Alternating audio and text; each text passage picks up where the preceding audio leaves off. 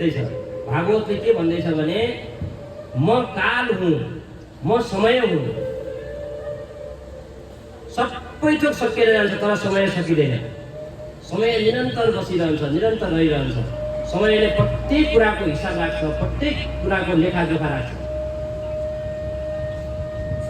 तपाईले के सोच्दै हुनुहुन्छ यहाँसम्म कि तपाईले के सोच्दै हुनुहुन्छ त्यो पनि समयले नोट गर्छ, लेखेर राख्छ।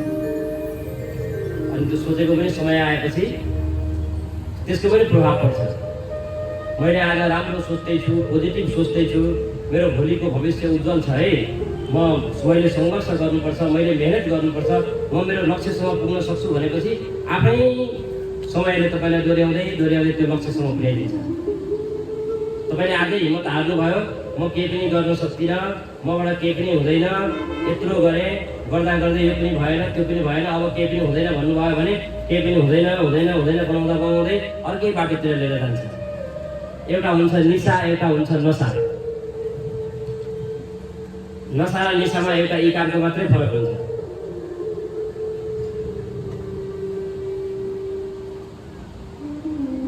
जब हामीले समयको महत्त्वलाई बुझेर सही निर्णय गर्छौँ, सही सङ्कल्प गर्छौँ, त्यो निसा हो, त्यो लक्ष्मी हो। लक्ष्मीको नाम हो निसा।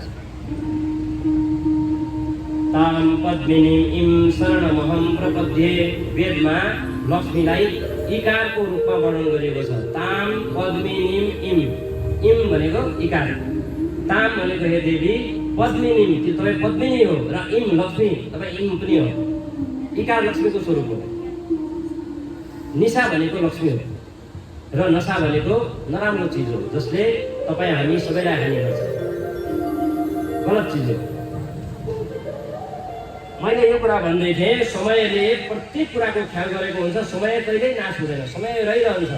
पृथ्वी सकिन्छ, प्रलय हुन्छ, चन्द्रमा सकिन्छ, सूर्यको पावर सकिन्छ, सूर्य ब्रह्माण्डमा लीन भएर जान्छ, तर समय सकिँदैन। समय निरन्तर चलिरहन्छ। भगवान् भन्नुहुन्छ म काल हुँ, म समय हुँ, म कहिले पनि सकिँदिनँ, म अनन्त छु। अहमेवा समयमाग्रे नान्यत यत् सदसत्परम, म सबैभन्दा पहिला पनि मै थिएँ र अन्तिमसम्म पनि मै रहन्छु, म समय हुँ। हे ब्रह्माजी, म अर्को कुरो तपाईँलाई के भन्न चाहन्छु भने अहङ्कार विमुक्त भएर, अहङ्कार रहित भएर यस चतुश्लोकी भागवतलाई शिक्षाको रूपमा लिएर तपाईँले आफ्नो पूर्व जन्ममा गर्नुभएका जति पनि प्रक्रियाहरू छन्, ती कर्महरू छन्, तपाईँलाई स्मरण हुनेछन् र तपाईँ सृष्टिको प्रारम्भ गर्नुहोस् भनेर यो चतुश्लोकी भागवतको उपदेश नारायणले वेदव्यासलाई, नारायणले ब्रह्माजीलाई गर्नुभयो। आउनुहोस् एउटा भजन, मिठो भजन सुनौँ, त्यस पछाडि हामी श्रीमद् भागवतको अरू कथाहरूमा हामी प्रवेश गर्नेछौँ। राधा सर्वेश्वर भगवानको जानु पर्ने संसारै छोडेर, जानु पर्ने संसारै छोडेर।